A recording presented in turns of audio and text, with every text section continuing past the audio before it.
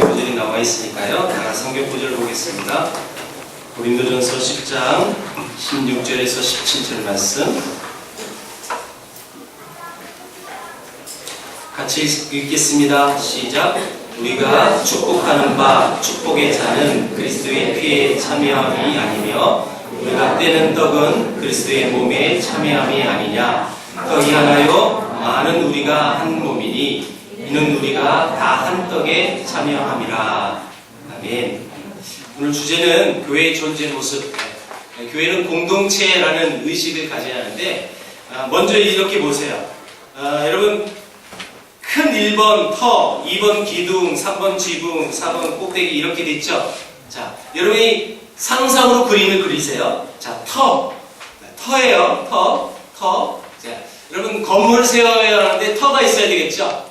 터, 교회는 첫 번째 터예요. 자, 그 터에 기둥을 세워야 돼요. 자, 두 번째 기둥이에요. 이 기둥은 훈련을 하는 거예요. 양육을 하는 거죠. 세 번째, 기둥이 있으면 그 기둥 위에 뭘 덮어야 해요. 그렇죠? 지붕이 되는 거예요. 그 지붕은 교회 안에서, 주 안에서 친교하는, 교제하는 그런 공동체라는 의미고. 자, 여러분 교회 맨 꼭대기에 대부분 교회들마다 여러분 뭘 걸어놨죠? 십자가, 종탑을 걸어놨죠. 예. 그의 맨 위에는 선교 공동체. 그러니까 여러분 위에서부터 지붕, 기둥, 터 이렇게 그림이 그려지는데 이게 교회라는 모습이라는 거죠. 특별히 첫 번째 터, 진리의 공동체. 여러분 이 진리의 공동체, 이 교회는 진리의 공동체이어야 합니다. 진리의 공동체. 자, 여러분 어떻게 우리가 진리의 공동체가 될 수 있나요? 여러분 여러 가지로 이걸 우리가 풀이하겠지만 오늘 특별히 이것을 풀이하기 위해서 성찬에 대한 문제를 이렇게 성경 구절을 적었어요. 성찬. 자, 우리 11월 둘째 주에 우리 교회도 성찬식을 합니다. 성찬 예식에 참여할 수 있는 사람은 어떤 사람만 참여할 수 있을까요? 어떤 교인 이상? 세례 교인이어야만 성찬에 참여가 할 수 있어요. 그러니까 이번에 학습받는 친구 손 들어봐. 이 친구들은 성찬에 참여를 못해. 성찬은요, 세례받은 입교한 사람, 이런 사람은 성찬에 참여를 할 수가 있어요. 근데 이 성찬의 모습을 어떻게 얘기했느냐? 자, 여러분 이 성찬은 예수님의 죽으심을, 특별히 예수님의 몸을 찢기면서까지 우리에게 내어주셔서 우리가 구원을 받잖아요. 예수님이 피를 다 흘리시면서, 그래서 여러분 십자가에 못 박혀 죽으심으로 우리가 구원을 받았잖아요. 그래서 예수님의 죽으심 바로 직전에 제자들 불러놓고 최후의 만찬을 하는 거예요. 최후의 만찬. 떡을 떼고, 근데 이 떡은 내 살이니 내 몸이니 예수님이 말씀하셨어요.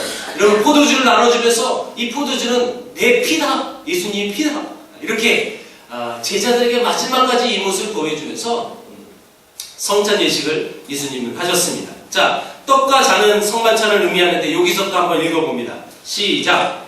떡과 잔은 성만찬을 의미하는데 구약시대부터 구원을 위해서 약속되어 온 메시아 언약을 예수께서 성취하시고 십자가에 달리시기 직전에 자신의 죽음을 성찬으로 압축하여 보여주신 것이다. 그러므로 이것은 언약의 떡과 잔이다. 이것을 먹고 마심으로써 주님의 구속의 언약을 기억하고 그의 몸에 참여하는 신앙의 공동체를 이루게 되는 것이다. 그러므로 신앙의 공동체로서 교회의 모든 구성원들은 그 신앙 고백이 일치해야 한다.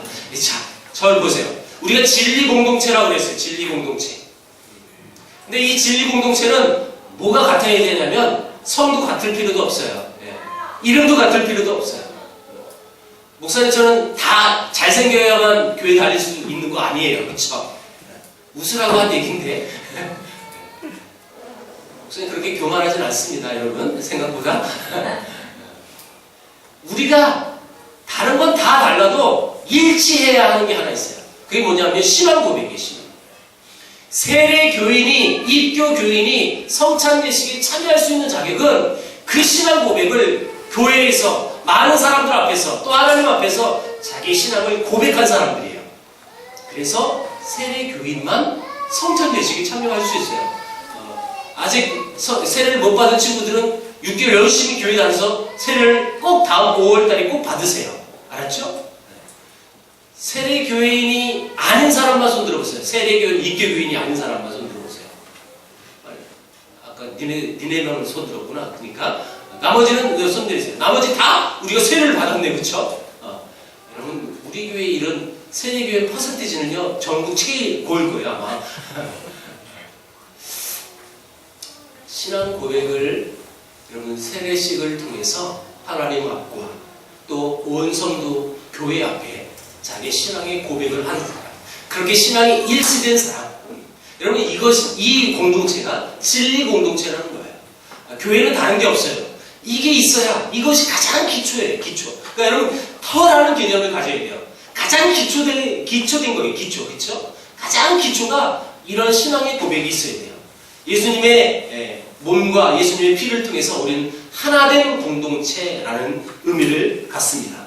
자, 어떻게 신앙의 공동체를 이룰까? 자, 읽어봅니다. 그 다음 시작. 가장 중요한 것은 구성원들이 서로 말씀으로 만나는 기회를 정기적으로 가짐으로 신앙과 생각을 공유해야 한다. 말씀을 나누고 삶을 나눈다. 예. 그래서 사실 우리 교회는 지금 소그룹 공동체에 사실은 그래서 목장이 만들어지고 또 우리 학생들은 젊은 예배 끝나고 또 반별로 모여서 공동체를 하는데 말씀을 듣고 그래서 그 배운 말씀을 가지고 나누는 거예요. 나는 이런 은혜를 받았다. 우선이 얼마 전에 선생님들하고 얘기를 하는데 이런 얘기를 들었어요. 우선 나는 요즘 너무 좋아요.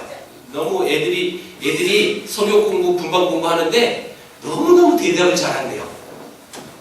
너희들 동의하냐? 어? 선생님들이 그걸 나눌 때 너무너무 선생으로서, 교사로서 너무너무 마음이 좋대요.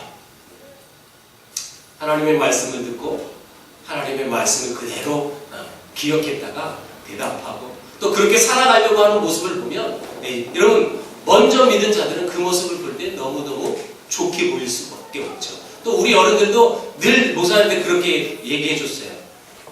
얘네들이 교회에 처음 와가지고 교회 온 지 얼마 안 돼도 그냥 오면 찬양단 서야 되는 거고 중창단 서야 되는 거고 걔들은 그게 다인 줄 알아요. 그쵸?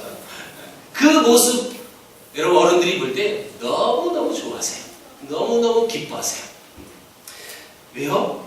우리가 신앙의 공동체로서 같은 신앙을 갖고 그리고 어린 신앙들이 자라나는 모습을 보니까 너무 좋은 거예요.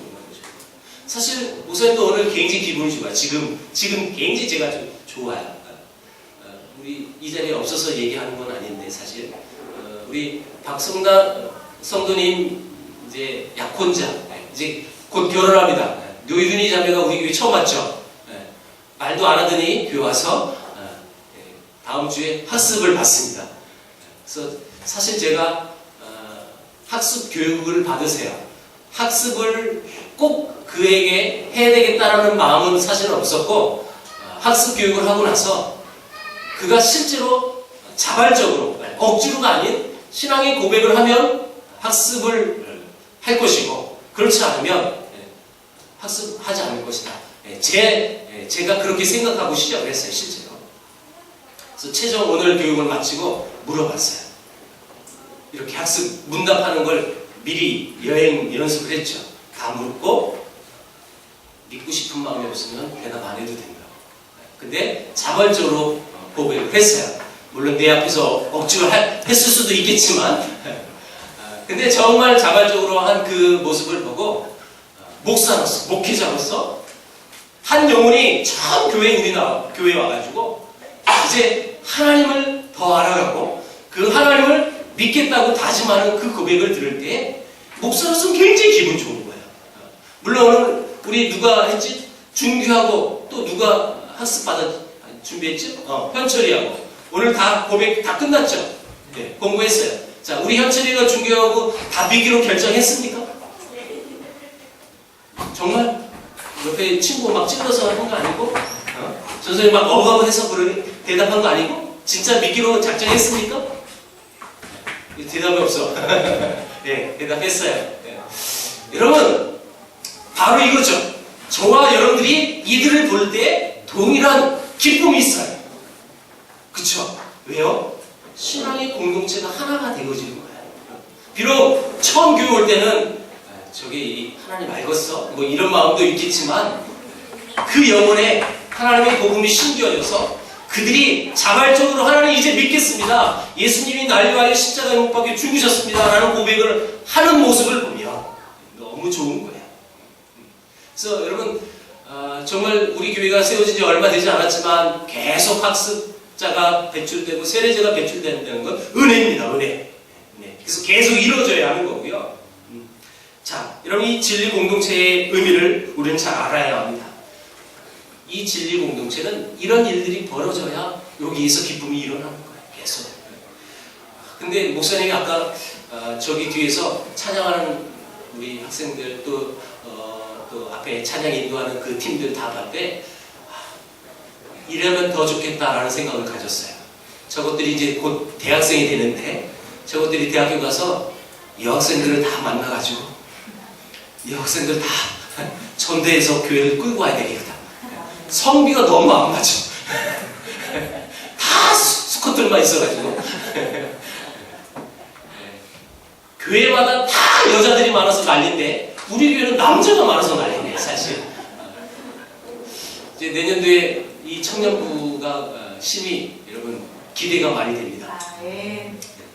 저것들이 이제 여자들만 이제 데려오면 되는 거죠. 진리 공동체, 신앙 공동체, 교회는 이런 아름다운 공동체에 의해야 합니다. 그 터전 위에 교회가 세워지고 아름답게 성장해야 하는데 두 번째, 기둥, 훈련, 양육하는 공동체입니다. 여러분 이건 제가 스킵할게요. 자, 저를 보세요. 자, 제가 압축해서 설명하겠습니다. 첫 번째, 여러분 파란 글씨로 2번은 파란 글씨로 되어 있어요. 뭐라고 되어 있죠? 교회의 직분. 교회의 직분은 왜 주느냐? 왜 교회는 직분자가 있어야 하느냐? 그 직분자는 사실 여러분 봉사의 일을 하기 위해서 직분자를 세우는 거예요. 그래서 서리 집사, 우리 교회는 지금 거의 다 서리 집사님인데 1년씩 한 번에 1년에 한 번씩 서리 집사로 임명하면 그분은 1년 서리 집사님 되고 또 안수 집사님도 있고 권사님도 있는데 안수 집사 권사님은 1년에 한 번씩 하지 않아요. 왜? 여러분 그 직분을 이미 받았어요. 다른 교회에서라도. 자, 그런 분들은 다시 재임명하지도 않아요.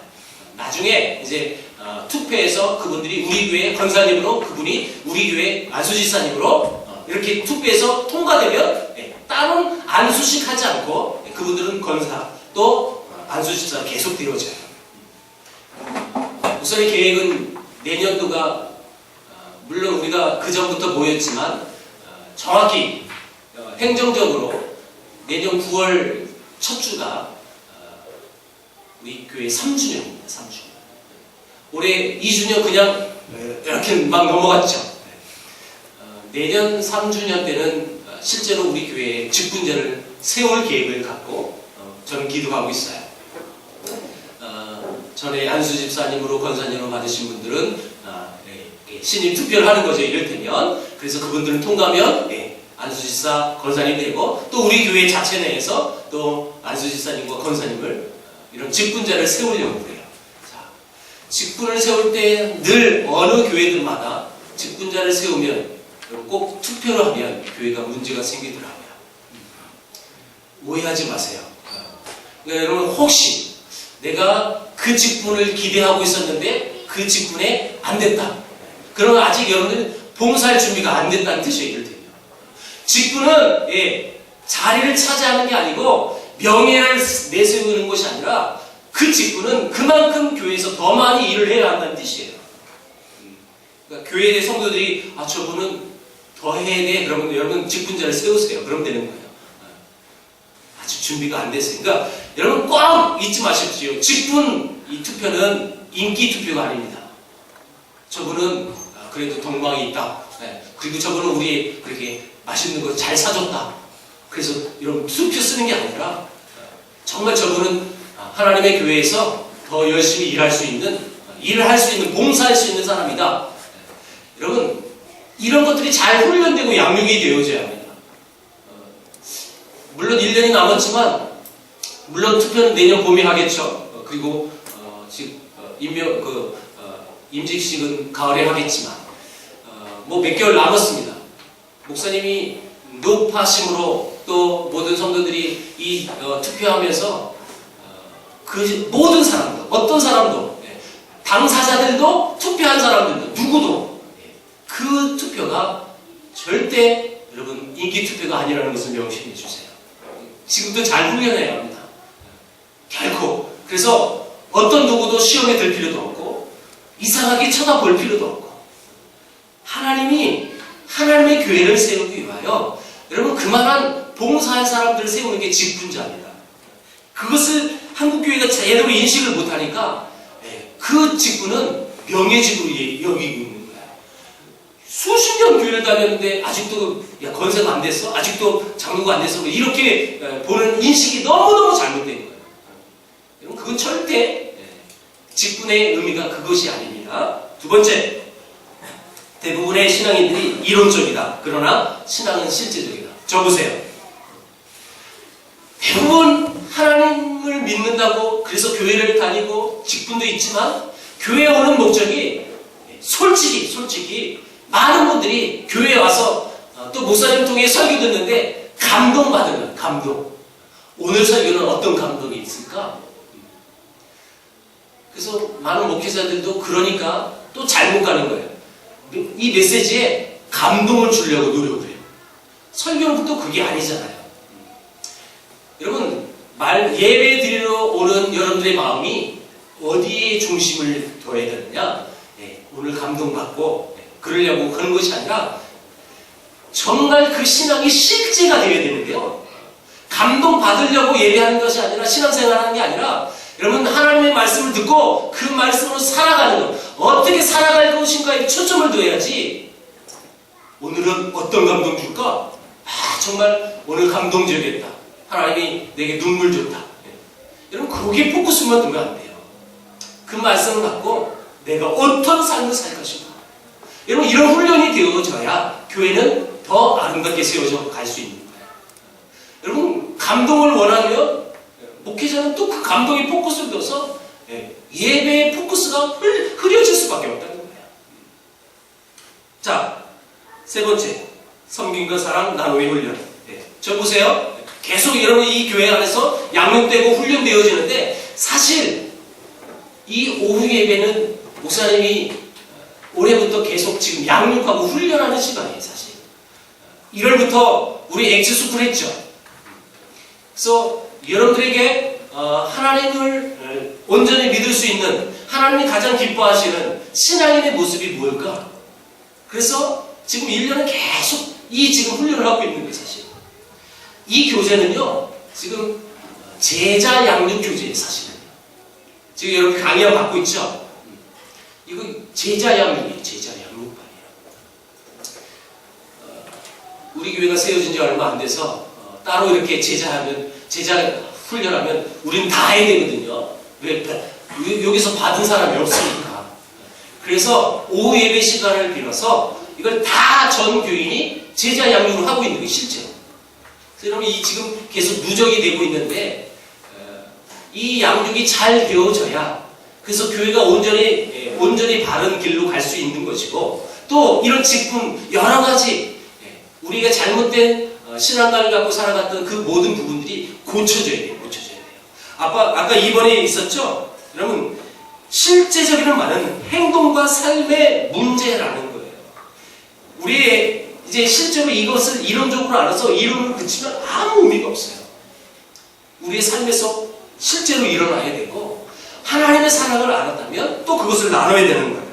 교회 직분은 절대 승진 아닙니다. 승진이라고 생각하니까 승진의 누락이 돼서 시험에 드는 거예요. 승진이라고 생각하지 마세요. 그래야 여러분 직분자 투표하는데도 시험에 들지 않습니다. 오른쪽 맨 위에 우리 그 부분을 다 같이 읽어봅니다. 시작. 기독교인 각자가 자신의 삶의 현장에서 의롭고 성실하게 살아가는 것은 곧 불의와 죄악에 대한 비판이 되는 것이다. 빛과 소금의 역할은 죄를 짓지 않는 것만으로만 만족하는 것이 아니라 죄악과 불의를 방지하기 위하여 적극적으로 살아가는 것을 의미한다. 이제 잘 양육되어서 교회에서만 거룩한 척 하는 것이 아니라 이제 삶에서 거룩한 척이 아닌 거룩으로 살아가야 돼요. 거룩. 여러분, 소금과 또 빛. 예수님은 우리에게 너희들은 소금이다, 너희들은 빛이다 얘기했어요. 그러니까 우리는 소금처럼 살아가고 빛처럼 살아가는 것이 아니라 우리는 자체가 소금이에요. 우리는 자체가 빛이에요. 그래서 빛이기 때문에 어둠을 물리칠 수 있고, 소금이기 때문에 여러분 죄악에 간영된 그 모든 세상에서 여러분 부패하지 않도록 우리가 그 역할을 해주는 게 바로 교회라는 거예요. 근데 그 역할을 하려면 교회 안에서 잘 양육을 받아야 된다는 거예요. 훈련을 받아야 된다는 거예요. 지금 아까도 얘기했어요. 지금 우리는 이 시간이 훈련받고 있는 시간이에요. 세 번째, 지분, 신교 공동체. 여러분 유해만 한번 잠깐 읽어봅니다. 시작. 교회사를 보면 초반 몇 세기 동안은 소위 기독론 논쟁이 치열하였고, 종교개혁 시기에는 구원론 그리고 현재는 종말론이 각각 굉장한 논쟁이 주제였다. 자, 저 보세요. 예수님이 이 땅에 오셔서 죽으시고 부활하고 승천하셨어요. 그 다음 몇 세기 동안요, 이걸 우리가 초대의 교회사라고 해요. 초기죠, 초기. 이 초기에 교회에서 가장 논쟁이 됐던 주제는 기독론이에요, 기독론. 예수님이 사람이냐, 예수님이 신이냐, 그래서 신성과 인성.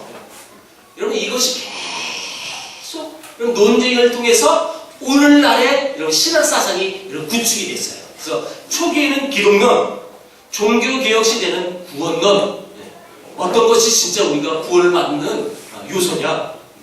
그래서 종교개혁 시대 이후에 우리 개신교들은 여러분 또 구원론이 명확히 짜 있었어요. 그리고 지금 우리가 살고 있는 이 시대는 종말론.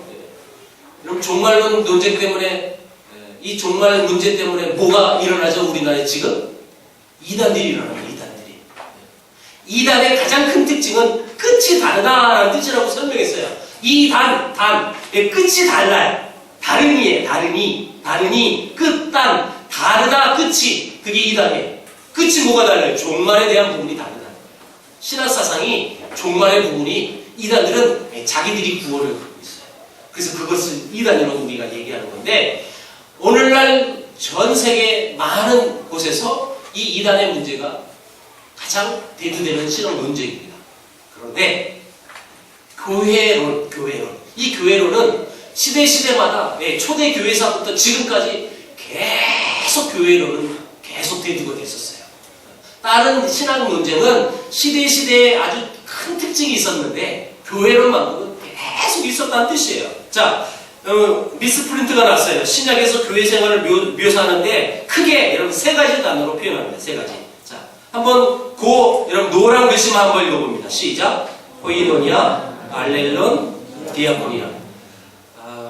목사님 우리 교회 가난한데 이렇게 칼라로 뽑으세요. 막 이런 사람도 있을 수 있는데 우리 교회 프린트는 무한 링크입니다, 여러분.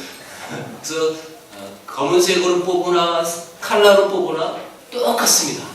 그러니까 오해하지 마세요. 선교한다면서 이런 거 아껴서 선교해야지. 그런 인식도 있을 수 있겠지만 똑같아요. 자, 코이노니아, 사귐, 교제. 교회 얘기했을 때 이 코이노니아 굉장히 많이 나왔어요. 그리고 여러분들에게 많이 설명했어요. 교제, 그리고 알렐론, 서로 돕는 것, 피차, 세 번째 섬김. 이게 교회 생활하는데 가장 중요한 요소의 여러분 단어입니다. 단어. 자, 이 단어를 생각하면서 밑에 세 줄을 같이 읽어볼게요. 시작.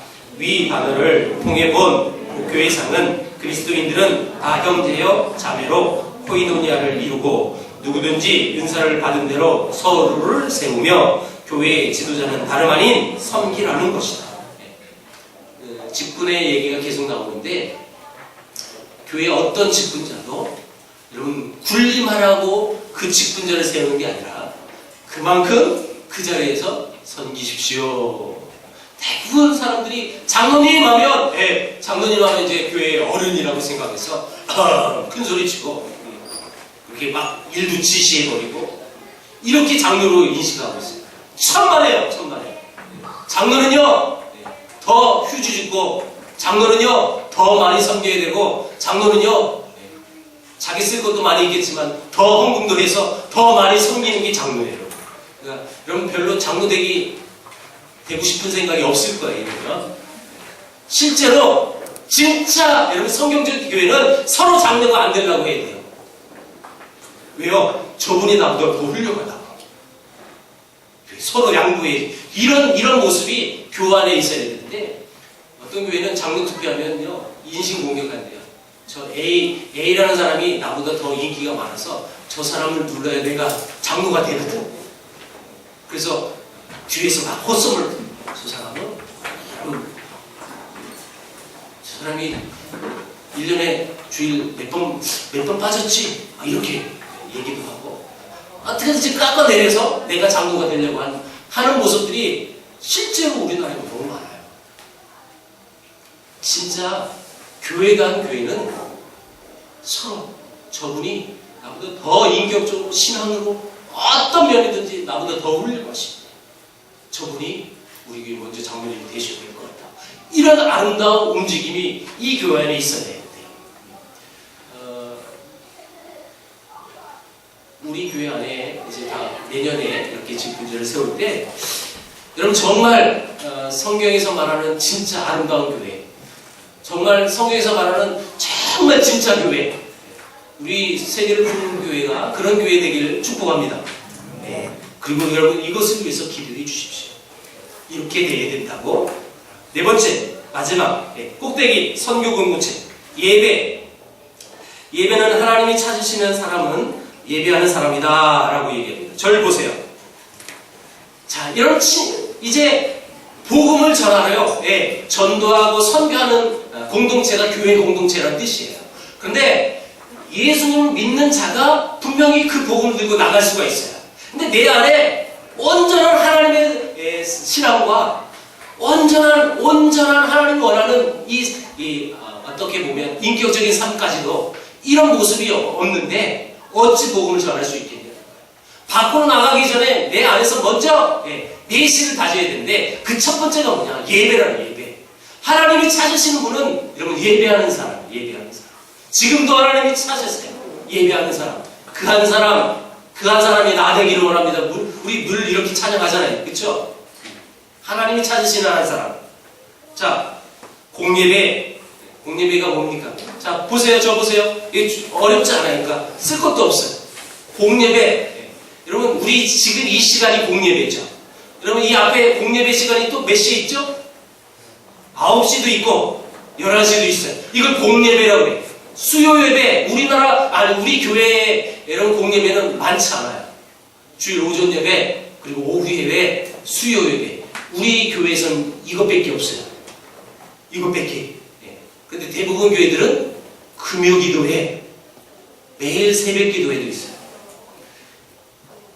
제가 요즘 수요예배 시간마다 또 메시지가 그렇게 또 연결돼서 제가 억지로 말을 하지 않지만 메시지가 계속 그런 주제를 말하고 있어서 이 공예배에 대한 중요성을 계속 강조하고 있습니다.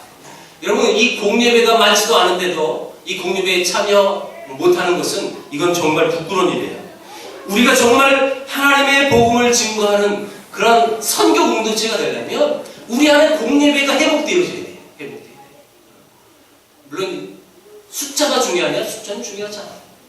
중요한 것은 이 예배에 참여하는 하나님의 백성들의 그 중심이 가장 중요한 것이고, 두 번째, 내가 정말 내 일주일의 삶 속에서 이 공예배를 구별하여 하나님께 드릴 수 있는 신앙이 있느냐? 이걸 중요해요. 이게 내가 그 신앙을 지킬 수도 있음에도 불구하고 나의 믿음이 연약함으로 인해서 그것을 지킬 수 없다면 그 문제라는 거예요.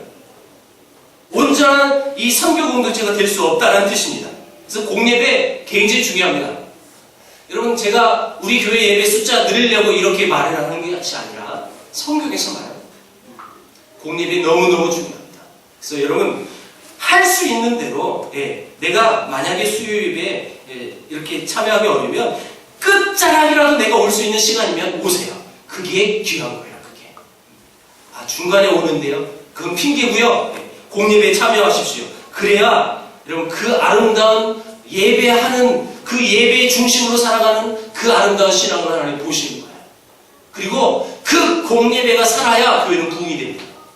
말로만 교회 부흥되게 되라고 여러분 기도만 하지 말고 실제로 여러분들의 삶이 그렇게 살아가야 해. 그게 하나님이 원하는 것입니다. 두 번째, 생활예배. 여러분 우리의 일상에서도 예배가 되어져야 합니다.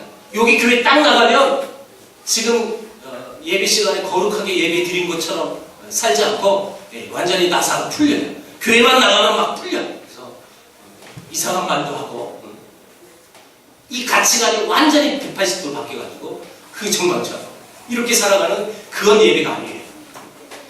나가서도 하나님을 섬기는 것, 그것이 예배입니다. 개인 묵상, 개인적으로 성경을 보고 기도하고 이런 예배의 이 모습도 회복되어야 돼요. 자, 우리 고3 학생들은 수능 끝나면 이제 성경을 일독하는 걸로 하죠. 겨울방학 때 수능 끝나자마자. 물론 지금 여러분들이 지금 축구하려고 그렇게 마음이 들떠 있다는 것을 알고 있지만 그 들뜬 마음에 지금 목사님이 초를 치고 있어요. 축구도 하고 성경도 일독하자. 알았지? 대답이 왜 그래? 지금까지 성경 일독 안 해봤잖아. 공만 잡았지, 그치? 그래서 이 겨울방학 때 시간 많을 때 성경 일독도 하고 기도도 하고. 여러분 먼저 믿은 우리 어른들은 그것을 위해서 기도해 주십시오. 이때가 제일 중요한 때입니다. 제가 봤을 때 제 지금까지 사역에 이렇게 길을 갔을 때 인생 속에 한 사람의 영혼이 인생 속에 가장 중요한 시기가 딱 이때 있더라고요. 이때 흐트러지면 완전히 대학 가서 술고래가 되어버리고 하나님 멀리 떠나는 인생들이 너무 많아요. 이때 하나님의 말씀으로 잘 양육될 수 있도록 또 예배의 삶을 살 수 있도록 여러분 기도해 주십시오. 두 번째, 빛과 소금의 증인이 되어야 한다. 은사와 달란트를 사용하는 거다. 여러분들에게 주어진 은사, 그것을 교회에서 사용하고 또 지역에서 사용하고 우리 문명수 지사님은 지역 아동센터에서 아이들을 또 가르치기도 해요. 이렇듯 예를 들어 이렇듯 내게 주신 은사가 있다면 그것을 활용하는 것, 그게 또 선교 공동체입니다. 자, 세 번째, 가장 중요한 국내 전도, 해외 선교, 다 복음 전하는 거예요. 다 복음 전하는 거. 자, 우리 젊은이들이 많으니까 목사님이 전도하고 선교를 구분하는 걸 딱 정확히 얘기해 줄게. 날 봐요. 민규, 전도가 뭐니? 선교는 뭐니? 해외에 나가는 거. 대부분 우리가 선교하고 전도를 구분할 때 어떻게 구분해요? 선교는 해외에 나가는 거. 이렇게 구분하죠. 근데 그건 정확한 건 아니에요, 사실. 선교와 전도는 원래 동일한 단어예요, 동일한. 그러니까 똑같이 복음을 전하는데 왜 전도와 선교를 구분하느냐? 쉽게 얘기합니다. 다른 문화, 여러분 우리 한국 문화 말고 다른 문화, 우리 문화하고 다른 문화에 복음 전하는 걸 선교로 불러요. 이게 전도와 선교를 구분하는 차이점이에요. 그래서 쉽게 우리나라는 단일 문화잖아요, 단일 문화, 그렇죠? 그래서 우리의 인식은 선교는 비행기 타고 나가는 거 이게 선교 이렇게 생각해요. 틀린 건 아니지만 다른 문화 속에 주의 복음을 전하는 것. 그래서 여러분 원뜻은 같다. 하나님의 복음을 전하는 것 동일한 단어입니다. 동일한 단어. 자, 교회의 궁극적인 목적은 복음 전하는 것입니다. 이 교회가 존재하는 이유가 여러분 한마디로 표현하자면 하나님의 복음을 증거하기 위해서 교회가 있는 거예요. 하나님을 믿어서 이 교회 다니는 것은 나 잘 먹고 잘 살라고 교회에 다니는 게 아니라 내가 알았던 하나님의 복, 내가 알았던 하나님의 사랑과 은혜, 그걸 모르는 사람에게 전하는 것. 그래서 다른 문화권에 가서 하는 걸 선교로 부르는 거고 같은 문화권에서 하는 걸 전도라고 부르는 것. 그것이다. 다른 차이는 없어요. 그렇게 아시고 특별히 우리 교회는 세계를 품은 교회예요.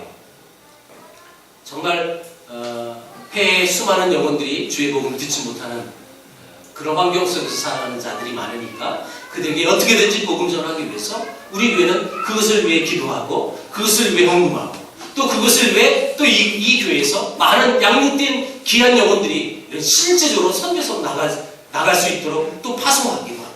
예, 우리 교회, 예, 전에도 말씀드렸죠. 우리 교회에 성도가 선교사 파송되었으면 좋겠다. 여러분 그것을 위해서 기도해달라고 말씀드렸어요. 실제로 그것이 이루어져야 합니다. 예, 많이 우리가 지금 협력해서 후원하고 있지만 진짜 우리 교회를 보내주는 거예요. 우리 대신 보내는 거예요. 그 땅에. 그래서 그들을 위하여 정말 간절히 기도가 될 수가 있어요.